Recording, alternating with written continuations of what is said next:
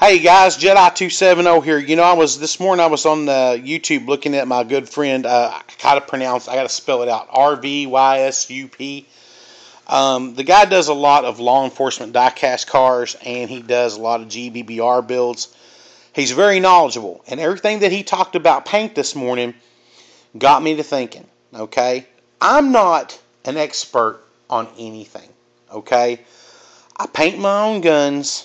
My grandfather taught me how to paint on cars.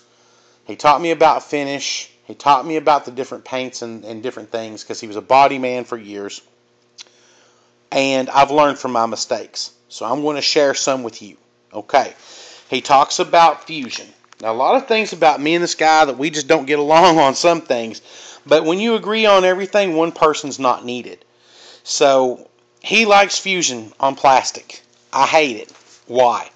Because I have a hard time finding fusion paints in the satins in my area or in the flats. And one thing I have learned about Kryolan is you have to be extremely careful. This paint in this can looks absolutely nothing like this. It comes out a sky bluish purple, and that's fusion. This is navy blue. I was doing a Chicago Bears helmet. It comes out sky blue. It's nowhere near navy blue. And that's what I don't like about some Krylons. You will find out that, like here, this is khaki and the camouflage system for Rust-Oleum, which is my paint of choice. Okay, satins, super flats. We'll say satins have some enamel. Super flats and flats have little to no enamel, and that allows them to dry extremely quick. The enamel is what gives you your sheen. But you will find out that to get that perfect color, hold on, let's find this up. Alright, to get the perfect color that you want, like this for instance, this is true flat dark earth, and this is achieved by using a satin Rust-Oleum flat dark earth that I had to find, but I had to dumb it down with the matte finish from Kryolan. One thing I have learned is Kryolan paints do not like Rust-Oleum clear coats. They will crackle. They hate it. It's a reaction in the chemical. But Kryolan or Rust-Oleum paints love Kryolan clear coat. It's weird, I know, but that's how it works. All right, now this Rust-Oleum, although I love Rust-Oleum, is not a true flat dark earth. So I had to go with a satin and dumb it down. Now here's the deal. When you're dealing with satins and different sheens, and it's got enamel, takes it longer to dry. You want small, thin coats. You want to let it dry for a day. It takes you longer. You can speed it up with the use of a hairdryer or a heat gun. But when you come into the garage and you spray painted something and it still smells like spray paint, it's not dry. It's dry on the outside, but it's not dry on the inside. That is vapors coming up out of the paint as it air dries from the inside out, similar to the effects of heating in the microwave. Okay? You throw clear coat on it, and it's not done, and those smells are coming out, guess what's going to happen? Crackle. You just screwed up. And now you're going to have to take this stuff, which is citrus strip. I love it. On metal parts, spray it on straight and forget it. Wipe it off later. Sand down any place you need to and go on about it. Plastics, you better have a bucket of cold water handy. And the best thing I've seen to do is take a wet linen, like a wet t-shirt, and put about that much of it on there and rub it in. And you can take that white propaganda right off a KWA MP7. But you're going to have to follow up with a drenching wet rag and get that off because it will eat plastic. You have to be very quick with it. This football helmet was done by me for my son for Christmas. And that's what it looked like when I started. Okay, these are helmets out of our junior pro equipment room that are no longer usable. And I get them, I buy them from the league, and then I turn around and I turn them into this and I sell them on eBay.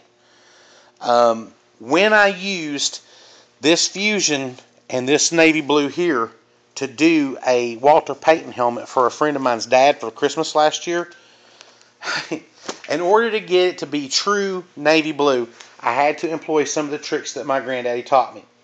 I had to use black gloss, and I took an old tennis racket. I cut all of the stuff out of the center of the tennis racket, and I covered it in a fine window screen, and then I held it over top of the helmet about this far off and spray painted through the screen. This gave me a fine mist over top of the helmet, which brought this into a true navy blue. Sometimes you have to use technique and shadowing and that sort of thing. How do you shadow? Well, here's a Steelers mini helmet, and inside there is a skull. Have you noticed how the little scars and scratches have light paint inside there and around the teeth and not on the rest of the skull? This is done via wash, okay? I use an acrylic paint. I cut it down to it's almost like water, and I brush it on with an artist brush. This fills the cracks, leaves the other surface clean and white, and you let that air dry in front of the fan. Done. There's your shadow. Model kits of soldiers and their pants are all wrinkled up. To get that wrinkle stuff, you want to do a wash over top of it. Okay. Now, this is a G23, and the metal part was redone in the high heat Rust-Oleum that gives it an almost perfect anodized look. And then this part was done with this, okay, using Kryolan Camouflage. You start with the lightest color, and then each darker color as it goes up, you use it until you get to the very darkest color, and that's the least that you use. You don't want to use a lot of black. You can actually work this part spraying these things individually until you get it where you want it. But you'll notice on this gun, there are no well-defined twigs, okay? And I did this to give it a woodland, ATAX look. And it turned out really nice. And the beauty of it is, with the use of this and the use of this, you can do this inside of 30 minutes and it's usable. But you have to make sure you tape off what you don't want to dismantle. And like right here, I took a piece of masking tape. Then I took a razor blade and I trimmed out around it, pulled the existing tape off the outside, and that was covered, so therefore nothing got there. The devil is in the details, guys. If you want a smooth finish, you gotta have a smooth start. No ifs, ands, or buts about it. Clean the item thoroughly before you paint it, and do not touch it again with your bare hands because you have oils. And once those oils get under there, it's going to crackle. It's just going to happen. And you're going to get frustrated and mad, and you're going to throw the part. Learn from the mistakes that the rest of us have made. I'm going to try to teach you the way I do it. And if you go by the way I do it, then the way I'm explaining it to you, then you won't have any problems. Okay? But keep in mind, a lot of it is trial and error because different paints and different clear coats have different chemical makeups, and different plastics have different chemical makeups. Football helmet plastic does not like fusion paint. It will crackle every damn time when you go to put clear coats on it. I don't care how many years you've been painting, it's going to happen because it's the chemical makeup of the helmet, how well porous it is, how it breathes, and the chemical makeup of the paint. They do not like each other. They don't.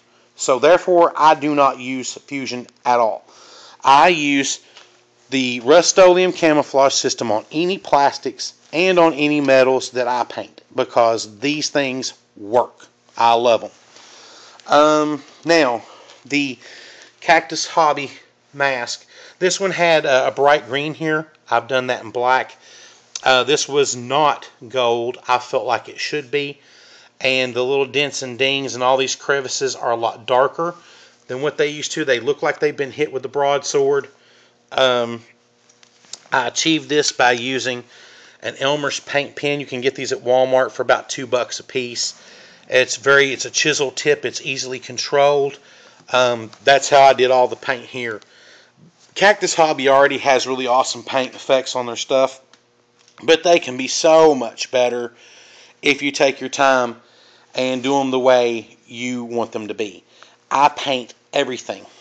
These receivers, like he was talking about, they come from China and they're scratched up, no problem. Hit them with the Rust-Oleum high heat grill paint, and then turn right around and take a $12 blow dryer on high, and you can watch it physically dry. You can touch it, you can pick it up, you can smell it. There's no paint smell. It's completely and totally dry as long as you use small, thin coats. Do not oversaturate an item. You'll get runs. You want to keep your hand moving as you go across. You don't want to go like this. You want to go tst, tst, tst, like that. Go on it, off of it. You don't want to stay in one spot too long. You will get runs. Your coats will be too thick, and you're going to mess it up. So it's all trial and error. Now this Kryolan right here is Italian olive. That is the best olive drab I've ever seen. But like I said, it's satin. It's got some enamel in it. It takes longer to dry. Even with the use of a hairdryer or a heat gun, it takes longer to dry. But sometimes, like I said, what you're going to find out is the best colors, especially from Kryolan, come in a satin. And you have to dumb them down with the matte finish. But you don't want to put this on this until this is dry completely and it no longer smells like it's been painted. You'll mess it up. Alright guys, that's it for what my 2 cents. And you have any questions, please let me know. Subscribe, comment all you want. I'm sorry I have to keep these things on approval because I've been getting a lot of mess lately from a lot of people I don't want to hear from. And I have to control that because, you know, it's a bunch of useless crap on my channel that y'all don't need to hear or see. Alright, thanks for watching. Have a good day.